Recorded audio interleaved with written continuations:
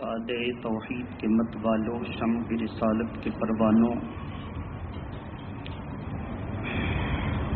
السلام علیکم ورحمۃ اللہ وبرکاتہ۔ الحمد للہ نحمده ونستعینه ونستغفره ونؤمن به ونتوکل علیہ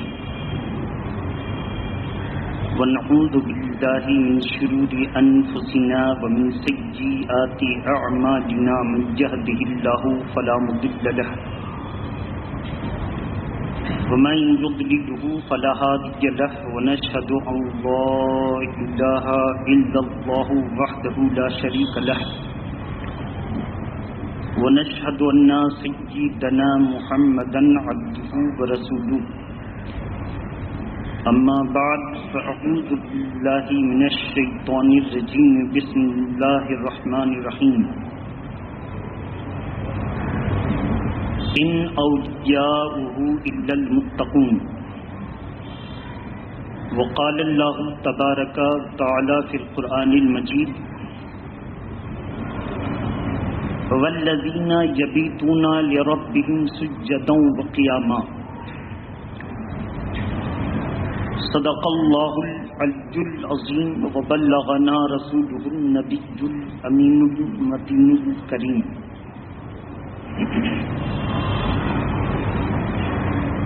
اے اشرف زمانہ زمانے مدد نما، اے اشرف زمانہ زمانے مدد نما، درہائے بستراز کلید کرم کشا، اشرف نہنگ دریا دریا بسینہ دارد، دشمن ہمیشہ پرغم با ذکر تو دوست دارد،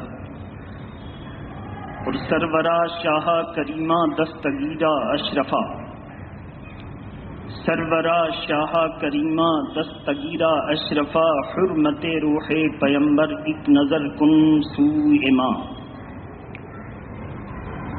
عزیزان ملت اسلامیہ، عنوان سے ہی آپ کو یہ بات سمجھ میں آئی ہے کہ آج ہم اپنے اکابر میں سے وہ کبرائے زمانہ جن کے احسانات ہم سبوں کے سروں پر ہیں، اور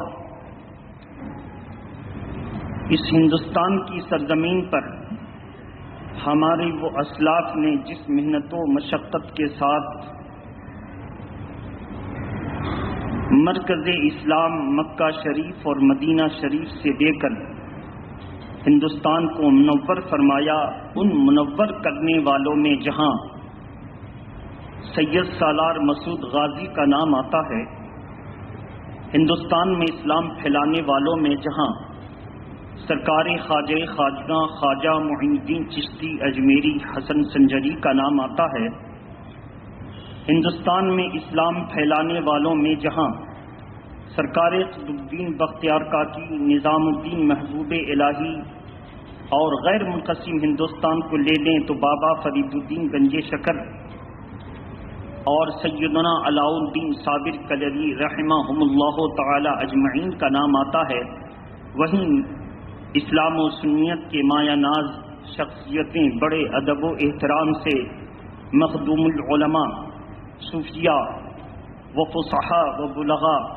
قدوۃ الاکابر حضرت سیدنا شیخ اشرف جہانگیر جہانیاں جہاں گست سمنانی و سامانی کا نام بھی عقیدت و محبت سے لیتے ہیں، جنہیں ہم بہت مختصر میں کہتے ہیں مخدوم کی چوچھا رضی اللہ تعالی عنہ۔ سرکار مخدوم کی چوچھا کے 636ویں بہار عرس کے موقع پر فقیر قادری خراج عقیدت پیش کرنے کی کوشش کر رہا ہے۔ محبت کے ساتھ مخدوم اشرف کی چوچھا کے زندگی کے چیدہ واقعات کو آپ کے سامنے رکھیں گے۔ آپ کو بڑی ادب و احترام کے ساتھ سماعت کرنی ہے۔ درود پاک پڑھ لیں، اللہم صلی علی سیدنا شفینا حبیبنا مولانا محمد مادن جود والکرم منبع العلم والحلم والحکم وعلی آلہ واصحابہ وبارک وسلم۔ سرکار مخدوم اشرف کی چوچا کے سوانح کو پڑھنے کے بعد پتہ چلتا ہے کہ سرکار مخدوم پاک کے دادا پردادا کے زمانے سے ہی علماء اور صوفیاء کا طریقہ چلتا ہوا آیا، اور ان کے خاندان میں بڑی بڑی ہستیاں بزرگان دین کے عظیم درسگاہوں میں ایک عظیم جلوہ دکھا کر کے افق پر نمودار ہوئیں اور اسلام کے بھٹکے ہوئے لوگوں کو راہ ہدایت عطا فرمائی۔ سرکار مخدوم اشرف کی چوچا کے والد بزرگار کا نام حضرت سرکار سیدنا ابراہیم رضی اللہ تعالی عنہ۔ سرکار مخدوم اشرف کی چوچا کی والدہ کا نام حضرت خدیجہ رضی اللہ تعالی عنہ۔ حضرت خدیجہ بڑی نیک سیرت پاک دینت، جب وہ سرکار مخدوم پاک کے ابا حضور کے قبالہ اور حوالہ نکاح میں آئیں تو اتفاق سے کوئی اولاد نہ ہوئی۔ تقریباً 12 یا 18 سال کا زمانہ گزرا اور حضرت سیدنا ابراہیم سمنا کے بادشاہ ہیں۔ بادشاہت کرتے ہوئے تقوی طہارت کے ساتھ 18 سال گزر گئے تو انہی کے قلمرو میں رہنے والے یعنی سلطنت میں رہنے والے ایک مجذوب اتفاق سے، ان کا بھی نام ابراہیم، اور حضرت سرکار خواجہ غریب نواز کے دلوں میں انقلاب برپا کرنے والے مجذوب کا نام بھی ابراہیم۔ ان کا نام ابراہیم قندوزی اور ان کا نام حضرت ابراہیم۔ بادشاہ کے محل میں اچانک وہ نمودار ہوئے۔ حضرت ابراہیم مخدوم پاک کے ابا کو تردد ہوا کہ کیا سپاہیوں نے، حاجبوں نے، پہرہ داروں نے ان کی رعایت کر دی، انہیں چھوڑ دیا، یہ آ گئے بغیر اجازت؟ ابھی غور و فکر کر ہی رہے تھے کہ اچانک خیال آیا کہ سخت پہرہ ہے اور سخت پہرے کے اندر کسی کا آ جانا یہ اسباب غیبی میں سے ہے۔ فوراً ان کا ذہن اس بات کی طرف گیا کہ ان کی قدر کرنی چاہیے۔ تہجد کا وقت تھا۔ حضرت مخدوم پاک کی چوچا کے والدین تہجد کی نماز ادا کر کے فجر کی نماز کا انتظار کر رہے تھے۔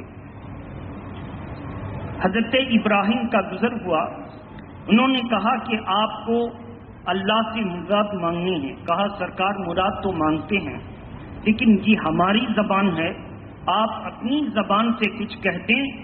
تو انہوں نے کہا اچھا تو جا، اللہ تبارک تعالی اس 18 سال کی عبادت و ریاضت تو نے کی، اب میں دعا کرتا ہوں کہ تجھے ایک ولی کی روح صفت بیٹا عطا فرمائے گا۔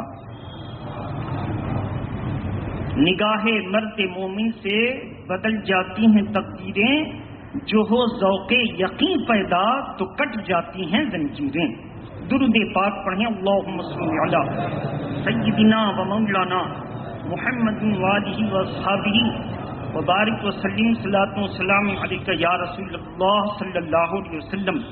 فوراً انہوں نے کچھ حضرت کی بارگاہ میں نظر پیش کیا، کہا نظر کی فقیر کو حاجت نہیں، مگر اگر تیری خواہش ہے تو اور ایک بیٹے کے لیے دعا کر دیتا ہوں۔ اتنا کہا جا، اللہ تعالیٰ تجھے ایک کے بعد ایک بیٹا اور دے گا۔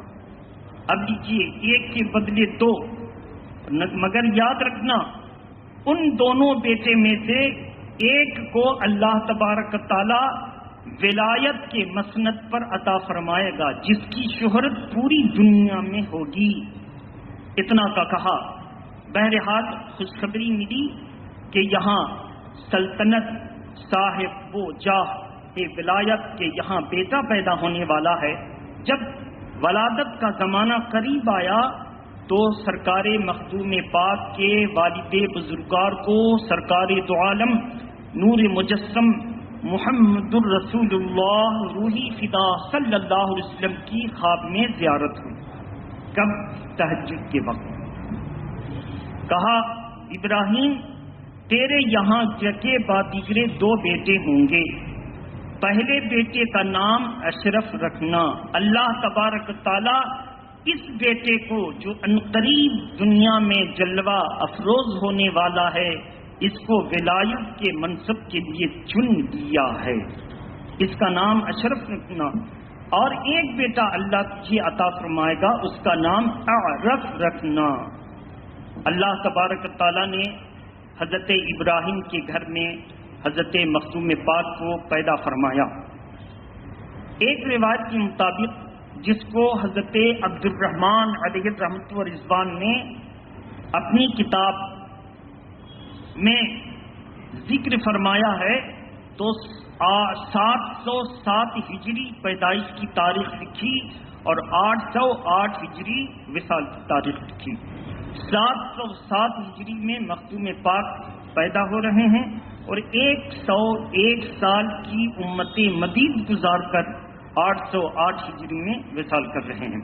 مخدوم پاک جب پیدا ہوئے، پیدائش کے بعد سے ہی ولایت کے آثار نظر آئے اور انہوں نے قلیل مدت میں مثلاً 4 سال 4 مہینے 4 دن میں رسم بسم اللہ خوانی بڑے تسب و احتشام کے ساتھ ادا کی گئی، جس میں تقریباً 500 علماء اور فضلاء کی دعوت ہوئی اور اس سے کثیر بہتات کے ساتھ عوام الناس اس مجلس پاک میں شرکت کی. حضرت ابراہیم مخدوم پاک کے والد بزرگوار کا عظیم کارنامہ یہ ہے کہ سمنا کی سلطنت تھی تو مختصر، ایک چھوٹے سے علاقے پر جو ایران کے علاقے میں پڑتا، مگر اس میں 200 بڑے بڑے مدرسے جس میں 2 لاکھ بچے دینی تعلیم حاصل کرتے تھے.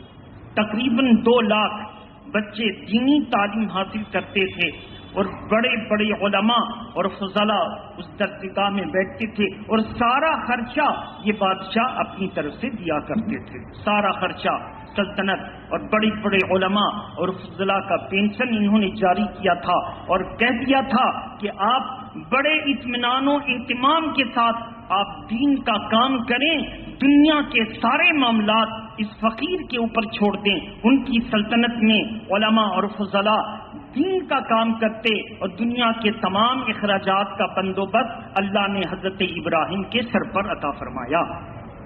حضرت ابراہیم مخدوم پاک نے کے والد بزرگوار نے اس کام کو انجام دیا اور اس کے بعد 4 سال 4 مہینے 4 دن میں رسم بسم اللہ خوانی ہوئی اور 7 سال کے عمر میں یعنی تقریباً 3 سال سے بھی کم عمر میں انہوں نے قرآن مجید کو حفظ 7 قرأت کے ساتھ کر لیا.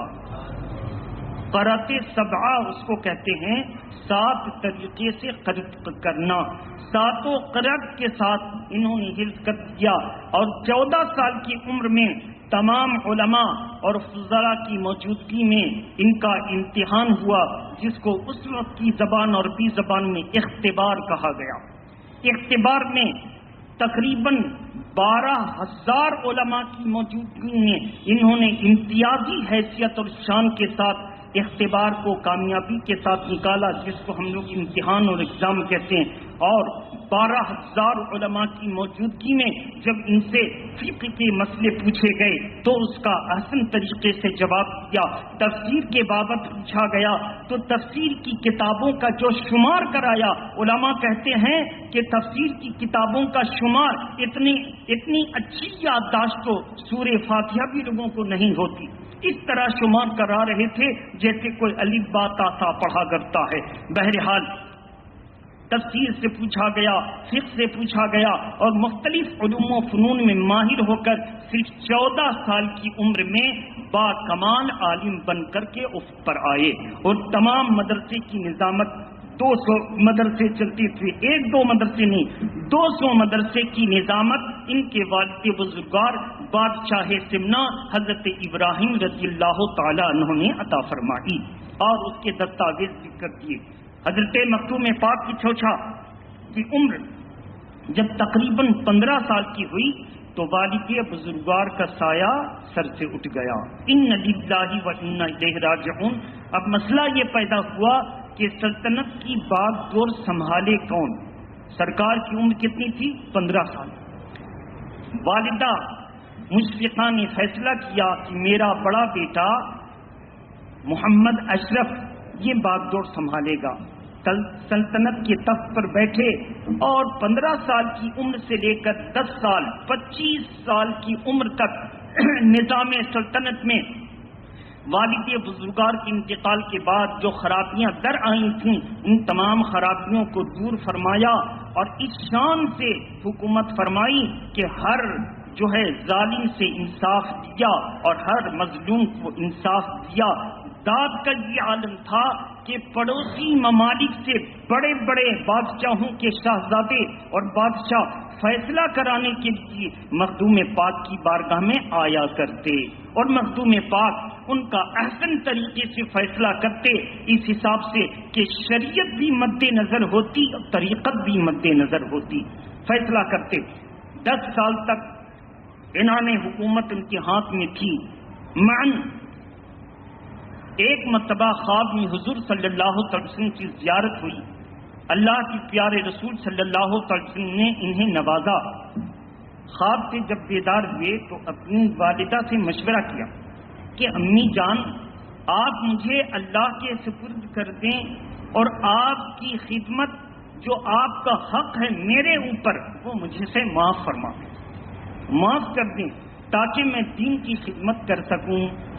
الغرض والدہ مشفقہ کی آنکھ میں آنسو آ گئے، عرض کرتی ہیں بیٹا آپ کی پیدائش کے وقت جو میں نے خواب دیکھا تھا سرکار دو عالم صلی اللہ تعالی علیہ وسلم جو فرما رہے تھے اس الفاظ کی تعبیر کا وقت آ گیا ہے۔ یقیناً آپ دنیا کے بھی بادشاہ ہیں اور دین کے بھی بادشاہ ہیں، آپ کو دین کی خدمت کے لیے پیدا کیا گیا، لہذا آپ جائیں، لیکن اس ماں کی کوئی شرط ہے۔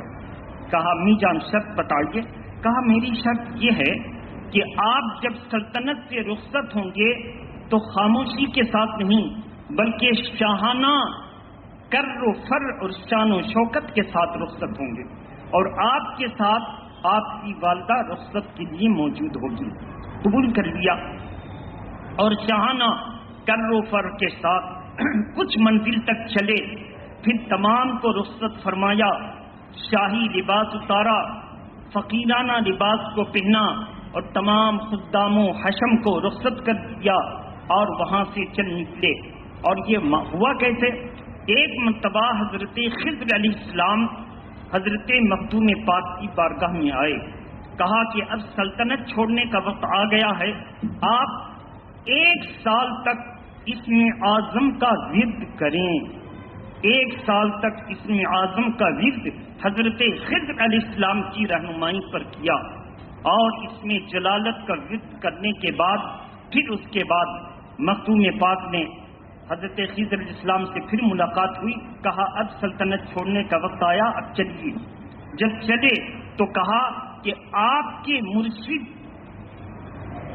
ہندوستان کی زمین پر پنڈوا کے علاقے میں آپ کا انتظار کر رہے ہیں۔ ویسے تو بڑے بڑے بزرگان دین کی یہ خواہش ہے کہ آپ ان کے یہاں جا کر مرید بنیں، لیکن اللہ کی مرضی یہ ہے کہ آپ علاء الدولہ کے مرید بنیں۔ بہرحال حضرت مخدوم اشرف کی چوچا وہاں سے چلے اور آئے ہوتے ہواتے بہار شریف۔ بہار شریف میں حضرت شیخ صوفی شرف الدین یحییٰ منیری رضی اللہ تعالی عنہ وارضاہ عنا کا وصال ہو چکا تھا۔ سرکار مخدوم بہاری نے وصیت فرمائی تھی کہ میرے جنازے کو تیار کر دینا، لیکن جنازے کی نماز نہ پڑھانا۔ سلطنت کو ٹھوکر مارنے والا ساتوں قرت کا حافظ عالم دین آئے گا، وہ میرے جنازے کی نماز کو پڑھائے گا۔ جنازے کی نماز میدان میں رکھ کر تمام اصحاب و انصار جو ہے آمد کا انتظار کرنے لگے۔ گرد و غبار اڑتی نظر آئی تو اس نے دیکھا کہ کوئی روشن چہرے والے آئے اور قافلہ سے جدا ہوئے، اور انہوں نے مصلی کے قریب آ کر کے کھڑے ہو کر فرمایا السلام علیکم ورحمۃ اللہ وبرکاتہ۔ لوگوں نے جواب دیا، اور اس میں ایک تھے شیخ چلائی، انہوں نے ان کو پہچانا اور ان سے پوچھا آپ کا نام بتایا۔ مخدوم بہاری نے جو بتایا تھا مل گیا۔ آپ سلطنت کو ٹھوکر مار کے آ رہے ہیں؟ کہا یہ اللہ کا کرم ہے۔ مخدوم پاک کے بتائے ہوئے پر جو انہوں نے سوالات کیے سب مل گئے۔ دستپوسی فرمائی اور کہا مخدوم پاک نے آپ کو جنازے کی نماز کی وصیت فرمائی ہے، دنیا کو ترک کرنے کی وجہ سے آپ کو انتخاب فرمایا۔ بہرحال وہ مصلی پر چڑھے، نماز پڑھائی، تدفین عمل میں آئی، اور یقین کیجئے کہ راوی روایت کرتے ہیں کہ جب تدفین عمل میں آ گئی، مٹی منزل کر دی گئی، فاتحہ خوانی ہو رہی ہے، فاتحہ خوانی کے اختتام پر مخدوم بہاری کا ہاتھ قبر سے باہر آ گیا۔ اب لوگ آہو بکا کرنے لگے، رونے لگے، کوئی کچھ تعبیریں بیان کرنے لگا، کوئی کچھ کہنے لگا۔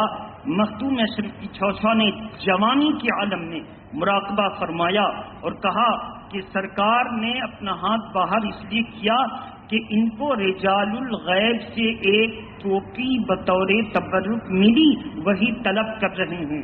آپ لوگوں کو وصیت کیا تھا کہ آپ ان کے کفن میں رکھ دیں، رکھنا آپ بھول گئے۔ خادم نے کہا ہاں ہاں، اب یاد آیا۔ ٹوپی لائی گئی، سرکار مخدوم پاک نے چوما، مخدوم بہاری کے ہاتھ پر رکھا، ٹوپی سمیت ہاتھ اندر چلا گیا۔ آپ اندازہ کریں تو میرے محترم بزرگ دوستو، جب سرکار کے غلام اپنی قبر میں زندہ ہیں تو ان غلاموں کے امام کیوں نہ زندہ ہوں گے؟ میرے محترم بزرگ دوستو، بہرحال وقت میں وہ گنجائش نہیں ہے کہ ہم یہاں پہ الفاظ کا ذخیرہ پیش کریں۔ مخدوم بہاری کے تدفین کے بعد 40 دن تک وہاں رہے اور چلہ کشی فرمائی۔ اس سے پتہ چلا کہ اللہ کے نیک بندے بزرگان دین سے توسل کرنے کے لیے ان کی قبر پر چلہ کشی فرمایا کرتے تھے، جس کو آج کچھ نام نہاد سنیوں نے بزرگوں کے آستانے کو مذاق بنا لیا۔ چائے پی رہے ہیں، پان کھا رہے ہیں، گپ کر رہے ہیں، دنیا کے خرافات ہیں، سب گناہ ہو رہا ہے، مگر نماز کی پابندی نہیں ہے۔ بولیے نماز کی ایک طرف تو سنیوں نے نقصان پہنچایا کہ دیگ چڑھ رہا ہے، چائے پی جا رہی ہے، سب ہو رہا ہے، نماز غائب، اور دوسری طرف وہابیوں نے کوہرام مچایا کہ بزرگان دین کے یہاں جانے سے منع فرمایا۔ آپ غور کر کے دیکھیں، جب اجمیر شریف کے عرس کا موقع آتا ہے، رجب کا مہینہ، تو رجب سے پہلے ہی، ابھی رجب کا مہینہ شروع ہوا، اس سے پہلے ہی بڑے بڑے پوسٹر دہلی میں لگا دیے جاتے ہیں کہ مزارات پر جانا شرک ہے، بدعت ہے۔ ہاں بے شک آج کے دور میں مزارات مقدسہ گناہوں کے اڈے بن رہے ہیں، الا ماشاءاللہ جو بچ جائے وہ اللہ بچانے والا ہے۔ اس میں کچھ ہی مزارات بچے ہیں، بقیہ گناہ کے اڈے بنے ہوئے ہیں۔ مجاوروں کی دھاندلی دیکھیے تو ہم ہیں، آپ تو آپ ہیں، غیر جس کو الف بے نہیں معلوم انصاف کا، وہ بھی کہہ رہا ہے کہ یہ مجاور ظلم کر رہا ہے۔ ہر طرح کے خرافات، اگر ان سے کلمہ پوچھ لیجئے تو مجاور کو کلمہ نہیں معلوم۔ مجاوروں کو کھڑا کر کے پوچھئے کہ نماز کے شرائط بتا، نماز کے واجبات بتا، تو کوئی بتانے کے لیے تیار نہ ہوگا۔ اگر آپ ان سے پوچھ لیجئے کہ وضو کے شرائط و فرائض بتا دے، وہ بتانے کے لیے تیار نہیں ہے۔ میرے محترم، اس لیے کہ ان کو صرف روپیہ بٹورنا آیا، مگر انہوں نے نماز نہ سیکھی۔ بہرحال اسی لیے بزرگان دین نے فرمایا جب کسی آستانے پر جاؤ اور کوئی قابل وکالت کرنے والا نہ ملے تو تم آستانے سے 4 ہاتھ کی دوری پر کھڑے ہو جاؤ اور ادب و احترام سے فاتحہ پڑھو. نہ قریب جانے کی کوشش کرو، نہ ادھم مچاؤ، نہ کسی کو دھکے دو، نہ دھکے کھاؤ، بلکہ 4 ہاتھ کی فاصلے پر کھڑے ہو کر فاتحہ پڑھو. یقین رکھو کہ قریب گئے اور اگر دھکم دھکا ہوئی اور سرکار کو تکلیف پہنچ گئی تو تمہاری حاضری تو دور کی بات سرکار پسند تک نہیں کریں گے. میرے محترم بزرگ اور دوستو، اس لیے جتنے ہمارے اکابرین ہیں انہوں نے یہی طریقہ بتایا کہ دور سے کھڑے ہو کر ادب و احترام سے فاتحہ پڑھی جائے. اب اس میں فقہ کا مسئلہ یہ ہے کہ بعض بزرگان دین قریب کے زمانے میں وصال فرمایا تو ایک آدمی کہاں کھڑا رہے، دور میں کھڑا رہے یا قریب؟ جواب، ان کی زندگی میں جتنا قریب تھا اتنے قریب رہ سکتا ہے. ان کی زندگی میں جتنا قریب رہتا تھا اتنے قریب رہ سکتا ہے. تو اب بتائیے کوئی اللہ کی ولی ہوں ان کی زندگی میں کوئی پیر میں پیر سٹا سکتا ہے؟ آپ ہی بتائیے. کوئی پیر میں پیر نہیں سٹا سکتا، کوئی بدن نہیں سٹا سکتا. ادب و احترام کے ساتھ وہاں بیٹھے تو یہیں سے ادب و احترام کے ساتھ کھڑا ہے. اس سے پتہ چلا کہ ادب و احترام بہت ضروری ہے، ورنہ میرے آقا صلی اللہ تعالی علیہ وسلم کے فرمان کے مطابق کچھ نہ لے کر جا سکے گا بلکہ صاحبان مزار اور صاحبان قبر کی بددعا لے کر جائے گا. بہرحال مفہوم حدیث یہی ہے. ہمیں مخدوم اشرف کے چوچھا نے کیا دیا؟ مخدوم پاک کے استاد گرامی انہوں نے ایک کتاب لکھی اللہ نامہ. اس کتاب میں ایک شعر لکھا، فرمایا میرے شاگرد رشید کو نماز سے سب سے بڑی محبت ہے اور عقائد میں بہت ہوش مند ہے. عقائد میں اس وقت شیعوں کا غلغلہ تھا. مخدوم پاک کے زمانے میں وہابی نہیں تھے، دیوبندی نہیں تھے، اہل حدیث نہیں تھے، یہ سارے خبیث نہیں تھے. مخدوم پاک کے زمانے میں اگر کوئی معرکۃ العرا فرقہ تھا تو وہ صرف شیعہ تھا، وہ بھی مغلیہ سلطنت کی دین تھی. مغلیہ سلطنت کی دین تھی. اس فرقے کے خلاف مخدوم پاک کے استاد گرامی نے لکھا ایک اللہ نامہ کتاب، اور اس میں لکھا روز محشر کے جاں گداز بود، روز محشر کے جاں گداز بود، اولین پرشی سے نماز بود. یہ بہت سارے مقررین شعراء پڑھتے ہیں اور بڑی بڑی مساجدوں میں اس کو لکھا جاتا ہے دروازے پر تغرا. کل قیامت کے دن سب سے پہلے اگر اللہ تعالیٰ کوئی سوال کرے گا تو وہ نماز سے متعلق سوال فرمائے گا، نماز سے متعلق. لہذا مخدوم پاک کے استاد گرامی نے سرکار مخدوم پاک کو جو دیا وہ نماز سے معنون ہے. اور دوسری بات، مخدوم پاک کے زمانے میں افضلیت کا مسئلہ بڑا چل رہا تھا. بعض لوگ کہتے تھے کہ حضرت علی ابو بکر عمر سے بھی افضل ہیں، بعض لوگ کہتے تھے عثمان سے بھی افضل ہیں، وغیرہ وغیرہ.